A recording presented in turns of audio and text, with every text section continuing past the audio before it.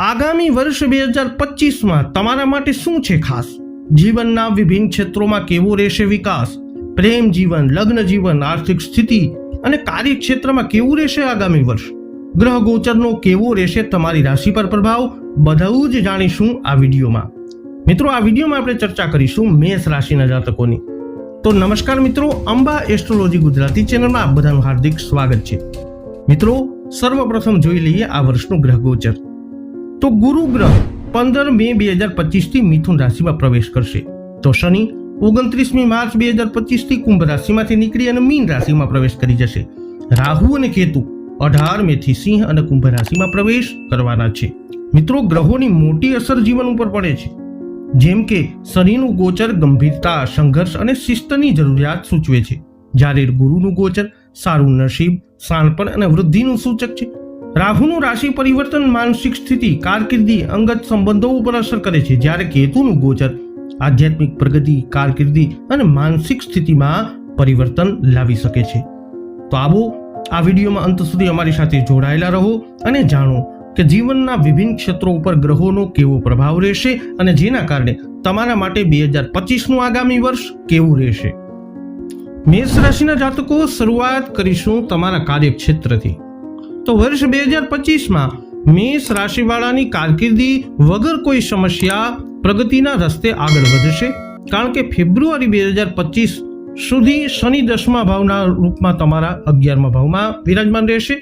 કુંડળીમાં આ ભાવ લાભ અને ઈચ્છાઓની પૂર્તિ કરે છે. આ દરમિયાન લોકો પોતાના જીવનથી સંતુષ્ટ નજર આવશે, પરંતુ માર્ચ પછી મેષ રાશિવાળા લોકોની સાડા સાતી શરૂ થઈ જશે, ત્યારે તમારે બહુ સાવધાન રહેવું પડશે.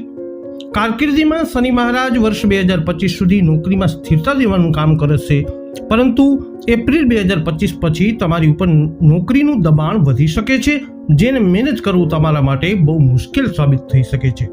આનાથી ઉલટું 15 મે 2025 સુધી શુભ ગ્રહ ગુરુ તમારા 9મા ભાવમાં અને 12મા ભાવના સ્વામીના રૂપમાં તમારા બીજા ભાવમાં વિરાજમાન રહેશે. તો એવામાં આ સમયે પૈસા કમાવાની દ્રષ્ટિથી સારો રહેશે.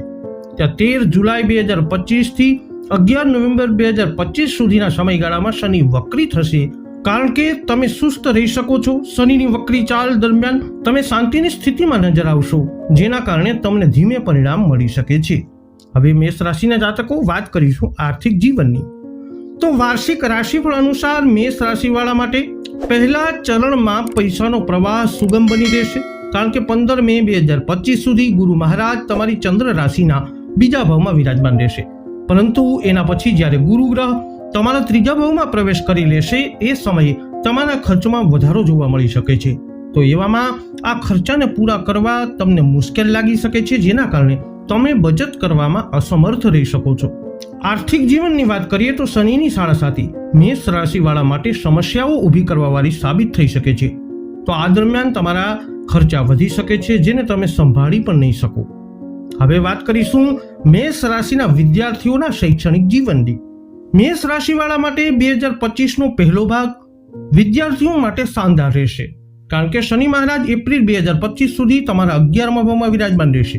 શનિ ગ્રહની ઉપસ્થિતિ હશે, તો એવામાં શનિ ગ્રહની હાજરી શિક્ષામાં તમને માન સન્માનને વધારવાનું કામ કરશે. મેષ રાશિના લોકો વર્ષ 2025માં પોતાનો અભ્યાસમાં બહુ ઈમાનદારી અને સમર્પણની સાથે કામ કરતા દેખાશે, પરંતુ એપ્રિલ 2025 પછી જ્યારે શનિની સાડા સાતીનો પ્રભાવ શરૂ થઈ જશે, ત્યારે આ તમારા અભ્યાસમાં સમસ્યાઓ ઊભી કરવાનું કામ કરી શકે છે. તો એવામાં તમને શિક્ષાના સંબંધમાં ગિરાવટ જોવા મળી શકે છે. ગુરુ ગ્રહની સ્થિતિ એપ્રિલ 2025 સુધી અભ્યાસ માટે અનુકૂળ કહેવામાં આવશે. જે વિદ્યાર્થી ઉચ્ચ અભ્યાસ કરવા માંગે છે, એ એપ્રિલ 2025 થી પહેલા આ દિશામાં પગલું ભરી શકે છે, કારણ કે માર્ચ મહિના સુધી શનિદેવ તમારા 11મા ભાવમાં વિરાજમાન છે. મેષ રાશિના જાતકો, આગામી વર્ષ 2025 અને એમાં પણ ખાસ કરી અને તમારી ઉપર શરૂ થઈ રહેલી શનિની પનોતી આ પ્રમાણેનું ફળકથન બતાવે છે. આ વિડીયો અંગેના અભિપ્રાયો કોમેન્ટમાં જણાવજો. આ વિડીયોને લાઈક અને શેર કરી હજુ સુધી આપે અમારી ચેનલને સબસ્ક્રાઇબ ન કરી હોય તો અવશ્ય કરી લેજો. ફરી મળીશું નવા વિડીયોમાં.